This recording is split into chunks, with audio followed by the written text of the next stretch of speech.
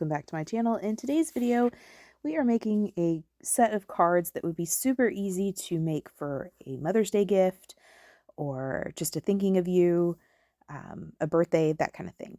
So I am using a few products today. Right here I have this is the Greetery, and this is the Flourished Phrases Hello. I also have their Thanks, which you're going to see in a future video.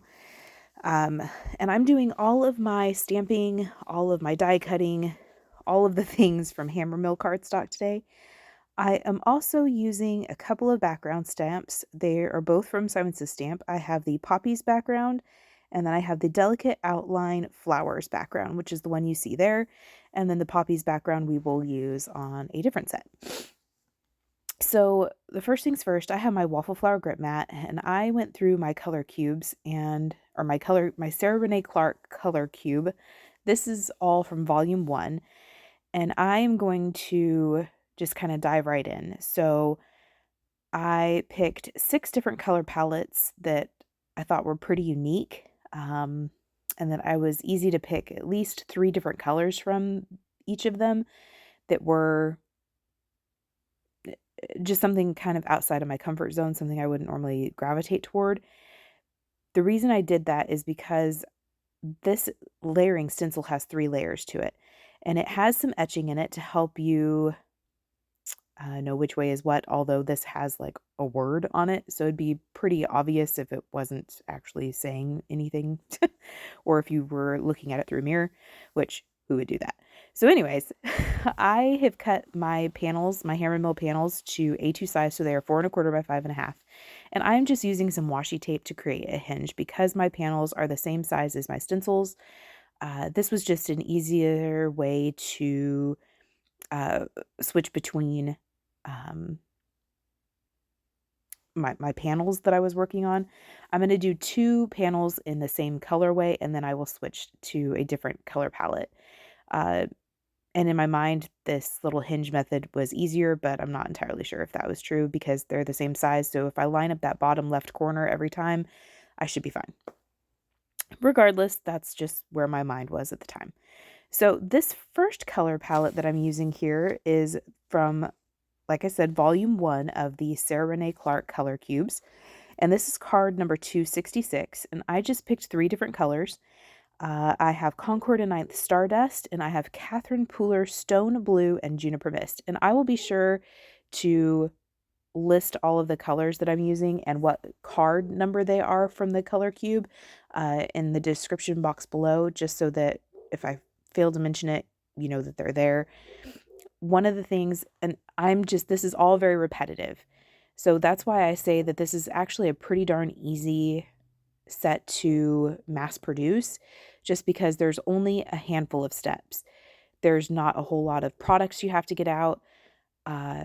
You could keep this all in the exact same color palette, the exact same background stamp, make them all the exact same, and that would be equally as wonderful. I just wanted to have a variety of colors just because I find for me, I get bored if I use the same color palette every time.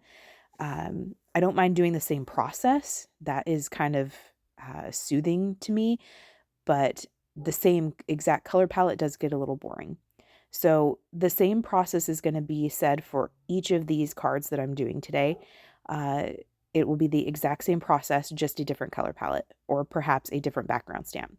So the first layer is the actual words, and I tried to do a little bit of a gradient to where it was a little bit darker at the bottom of the letters and a little bit softer toward the top. And I tried to do that for all of them. Some of them were a little more successful than others, but that is what I tried to do for all of them. Then this has like a shadow layer, and for this I ended up using the Stardust. And you will find, and I think I kept this consistent. I'm trying to remember, but I'm pretty sure I kept it consistent to where this kind of shadow color is what I used to stamp my background stamp. So I wanted this to be a stacked up sentiment, and this sentiment has like flourishes around it. It has swirls around it. So it's not just the letters, although with this, what is this called? The Flourished Phrases. They do have to where you can just cut out the letters and not have the flourishes, but I wanted the flourishes and I wanted it to be all one piece. Although if you wanted to get extra fancy, or maybe you weren't making multiples of the same card, what you could do is cut out the letters, stack those up, and set them into the actual like frame that does it all. That would be really pretty. So, but that was a lot of die cutting and I just didn't want to fool with all of that. So that's why I went with the one that does the entire image instead of just the letters. Um, Although that would be really, really pretty. And that may be something that I revisit on a different card. So we're finishing up the outline here. And then we're going to move on to the third and final stencil, which does, like I mentioned, those flourishes. I toyed with the idea of doing these flourishes or even the shadow layer. Really, you could do any of these layers in like a texture paste or a metallic paste, a glitter paste. You could foil them. You could emboss them, like heat emboss them. You could do a variety of things with them just to give each of these cards a little more pizzazz. I did also toy with the idea of, once I had everything cut out, going through with like a glitter pen or like Nuvo drops, sequins, that kind of thing, just to embellish them further. But in the end, I decided that I liked how they were. I liked the simplicity of them. And I felt like the more shiny, blingy things I added to them, that kind of limited who that these could be given to. I'm thinking of males, because guys aren't typically into shiny, glittery thingies. Although, how can you like not like them? But anyways, as I'm jibber jabbering, this is the final layer, and this is the final layer of our stenciling. So when this is all done, I will show you what they look like. And then I'm going to just give you like a short picture, a short run through of the color palette, the card, and what it all looked like when it was stenciled in. I think this one is probably my favorite just because I'm a sucker for blue. But this one might actually be my favorite. So once this is all stenciled in, this is my background stamp. This is the Delicate Outline Flowers from Simon Says Stamp. And I'm going to use the Stardust, which I said is the color that I use to do kind of that shadow layer on the words. And I'm going to stamp this twice because I have 2 of them in this color palette.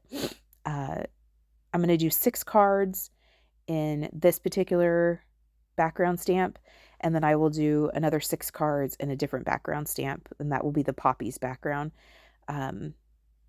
Just to give my background stamps a little love. I feel like in my craft room, at least, those kind of get forgotten amongst all of the other things, and they're really a useful tool for adding just a little bit of interest. And in this case, they really help kind of bring the whole color palette to life. So that is that part. Now I'm just going to end up showing you the snippets. So it's all the same things. This is Lawn Fawn Minty Fresh. Simon said, or Catherine Pooler Ginger, and Concord and Ninth Cayenne. And I stamped the background stamp in the Minty Fresh and then did all of the stenciling there. You can see where I try to do some of that gradient love toward the bottom, making the bottom of the letters darker and the top of the letters a little bit lighter. This next one, this is this card. This is 258. The last card was 264. This card is 258. And this is Gina K's. Oh, wait, I'm sorry. This is the color palette that I just showed you. This is card, but this time I included the card. Okay, next one. This is card 258. Sorry about that. This is Gina K's Dusty Rose and the Stamp Market Citrine and Waterfall. I thought this was just a very bright, happy color palette. These colors you could actually like blend together to make rainbows if you wanted to get extra fancy. And again, I used that shadow layer to stamp the background stamp, and that is the Citrine from Stamp Market. So the next one is the card number 255, and I used Catherine Pooler Tutti Frutti, Simon Says Stamp. This is their regular, not their positively saturated, surf blue. And then I used a positively saturated in lilac. And this is what this one looks like. This one was very like I would never have put these colors together. And that's one of the reasons why I love the color cube, is for that exact reason. And here I have switched out my background stamp to the Poppies background. So the next color palette is, let's see here. This is 500. Yeah, I'm trying to read my handwriting, y'all. It's quite the trick. This is Catherine Puller's S'mores, and then Altenew's Pool and Lemon Ice. And this is what it looks like all done.